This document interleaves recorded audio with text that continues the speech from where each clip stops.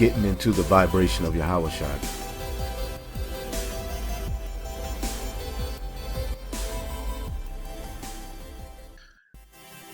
Listen, you got to remember, words are vibrations. Words have energy. You got to think things in a spiritual sense.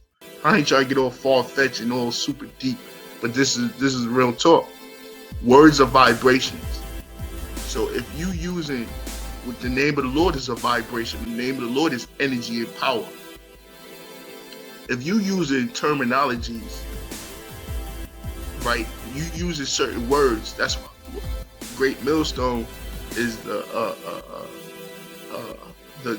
promoter of understanding and the interpretation, the etymology of words and the meaning of words. And we're also the forefront or the promoters of energy, power, and frequencies. So you think you're going to be using something that was a great offense loosely in common talk and think nothing's going to, that's not going to push out a certain vibration, You see that the vibration of YAHAWASHI is being attacked heavily in this world. The men of the Lord are under attack by other Israelite groups, but it's coming from a very carnal standpoint, and they're pushing onto our people a vibration that is outside of YAHAWASHI.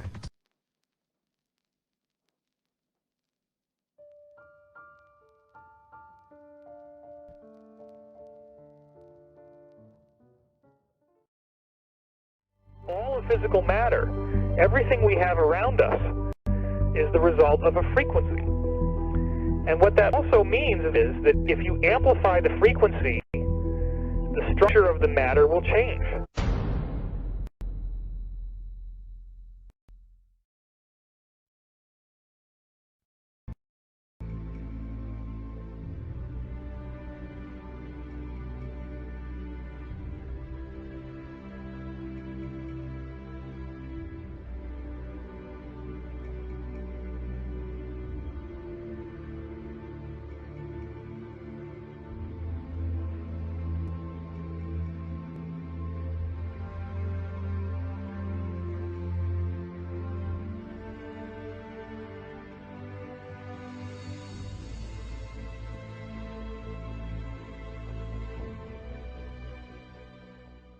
Do you know what it is to dig the sound of anything?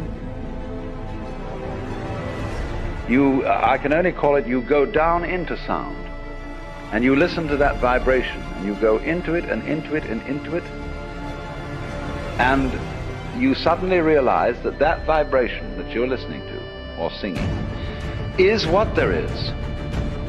That's the energy of the cosmos. That's what's going on. And everything that's going on is a kind of a pulsation of energy.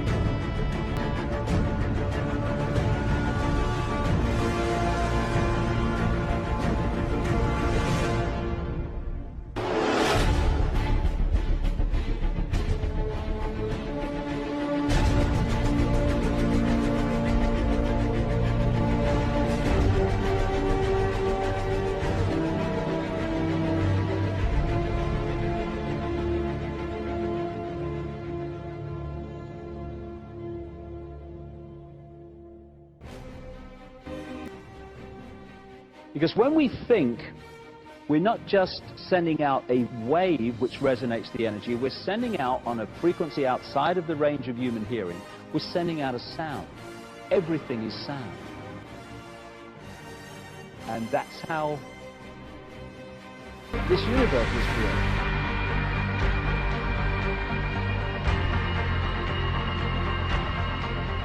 Ernst Chladni, an 18th century musician and physicist.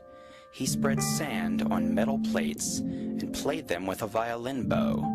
The vibrations from the bow caused the sand to gather into beautiful geometric forms. Next, Alexander discovered the research of Hans Jenny, a Swiss physician, who took up and expanded on Chladni's work in the 1960s using fluid mediums and electronic amplification of sound. Jenny coined the term cymatics from the Greek for wave, for this branch of study. Today, Alexander Lauterwasser is building on the work of his predecessors, employing modern sound and recording equipment. He has custom-built devices which allow him to stimulate various materials, such as sand or water, with sound vibrations whose frequencies can be precisely controlled.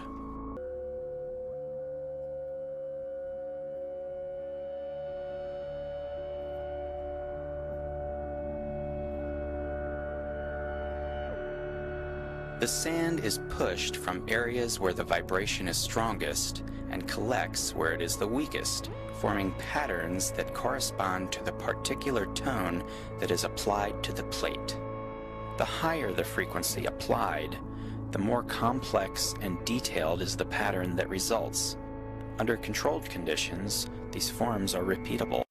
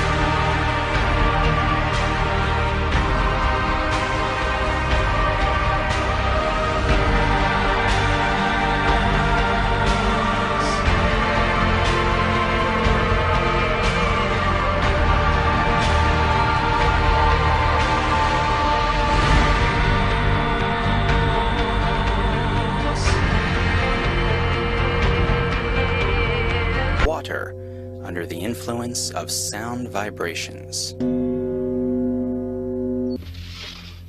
If we bring a piece of steel close to a magnet, we say that the steel becomes magnetized.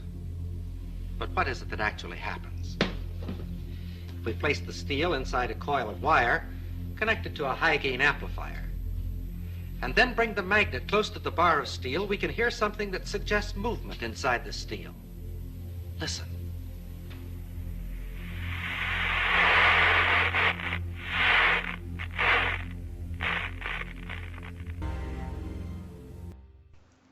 Many people are still wondering how huge structures, huge ancient structures were built.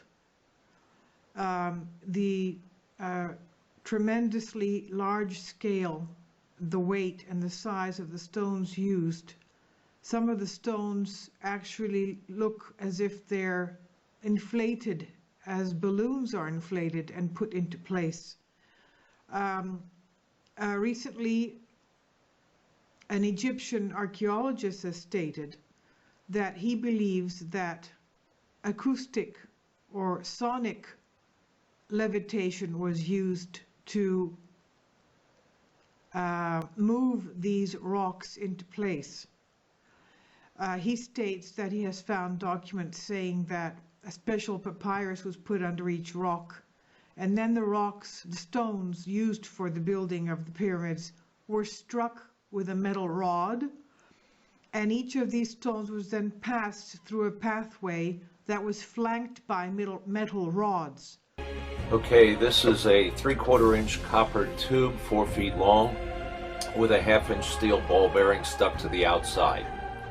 Inside the tube is a 1/2 inch diameter powerful neodymium magnet holding the ball bearing fast. It takes 8 seconds to fall straight down. 3, 2, 1, dropping.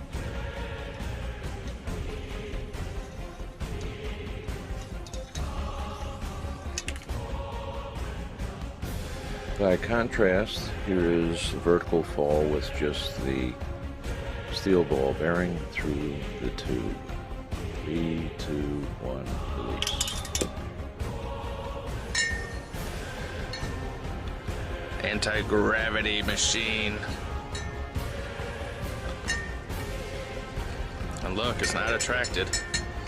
It's just weird stuff. Eddy currents.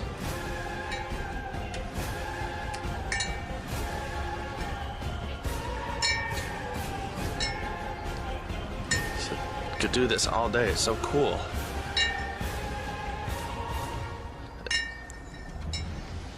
Alright, see? Neodymium magnet, copper pipe, thick wall, type K.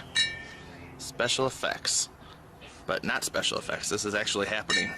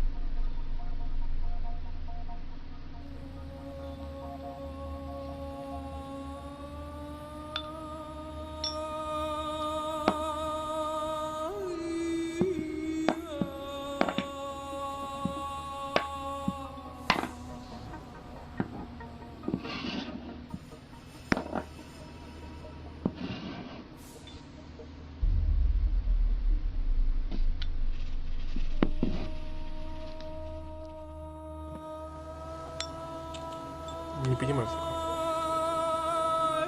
Теперь...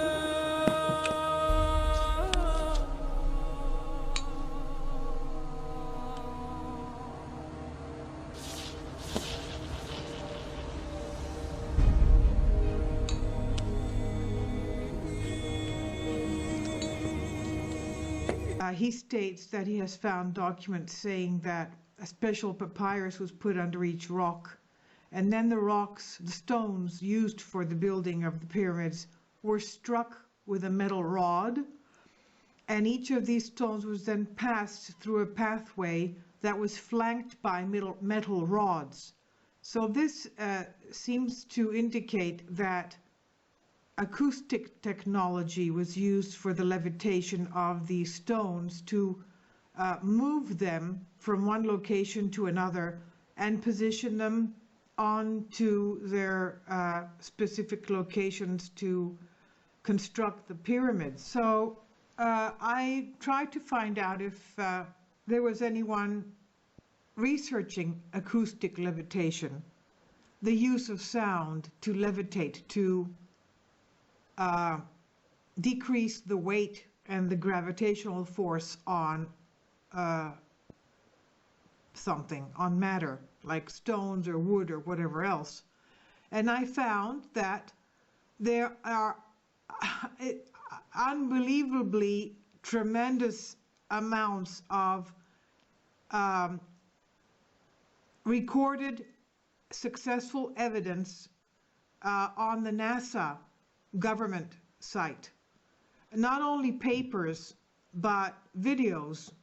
And there's just too many to go into. So I found just one of the many that are listed here has to do with experiments on sonic levitation.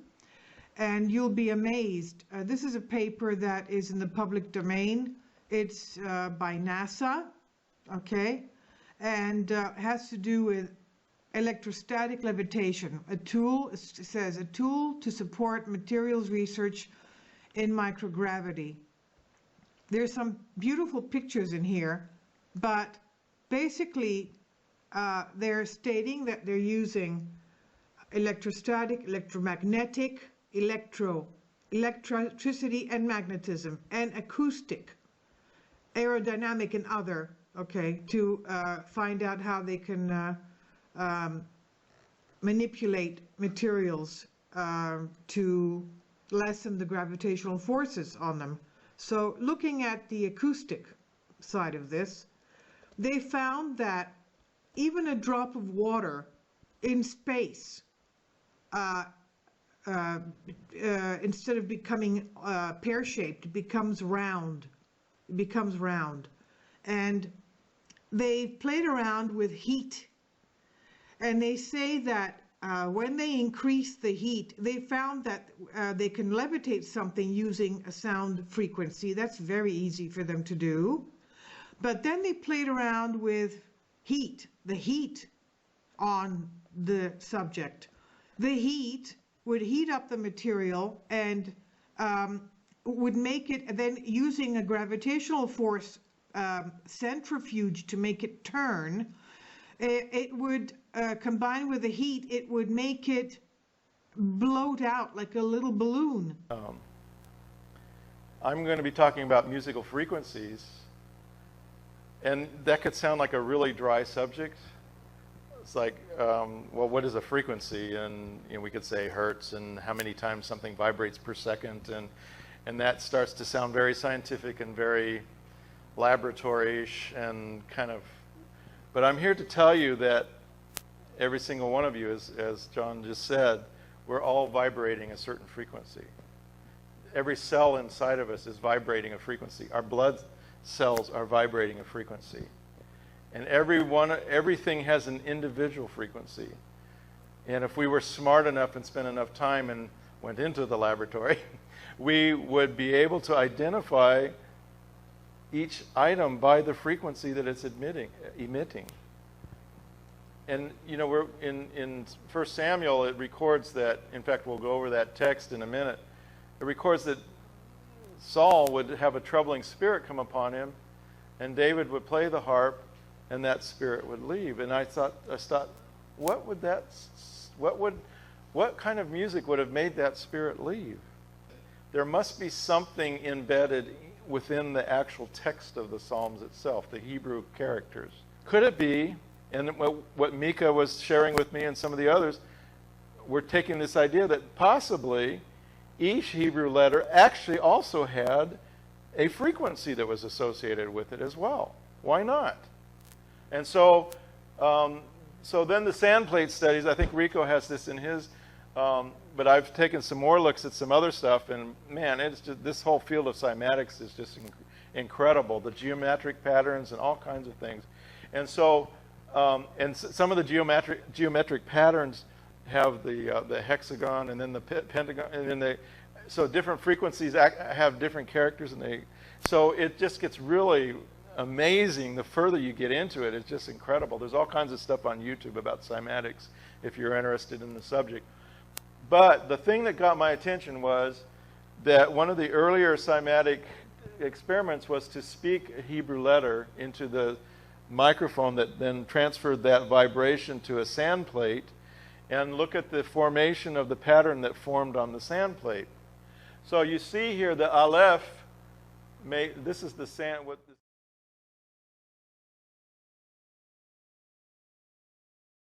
at least a very close semblance. Now one of the classes I was doing said, well, that's the Babylonian, that's not the Paleo. You know? It's like, well, come on, guys. You know, the key is that there's a relationship, okay? That's the key. That's what I want. If some of you get lost in some of the math I'm going to do here in a minute, don't worry about that. Just take the idea home with you that there is a relationship between a Hebrew character and a frequency. If you can just take that one little thought home, then you've got something to work with, okay? And so we think that the farther back we go, they just didn't have any technology. How could they know anything about frequencies or anything? I get asked this all the time. Well, what would they have tuned with? You know, they didn't have any electronic tuners back then. And I go like, you know, we don't know what they had. I think we're finally starting to catch up on some of the stuff that has been lost. And, you know, what Yeshua said, as it was in the days of Noah. So was he talking just about the wickedness? No, I think he's talking about technology. I think he's talking about all kinds of things going on. Those are just my thoughts. I'm not going to preach that as a theology, but I'm just thinking that we have been fooled into thinking that David couldn't possibly have known all this stuff. I think he did. He was a prophet. Father would have told him what he needed to know, revealed to him what he needed to have to make these things, put these things in place. And I'm going to talk with you about some, I think, an exciting idea, and it's just an idea, but I'm thinking, wow, maybe so. But anyway, we'll get to there. Anyway, David set up the captains who, their job was to prophesy on those instruments. That was their job, prophesying on instruments. That was what was being done every day in the tabernacle of David. Okay? So it wasn't just music, and I shouldn't just say just, but there was a whole level of receiving words from the Lord along with that music. Okay?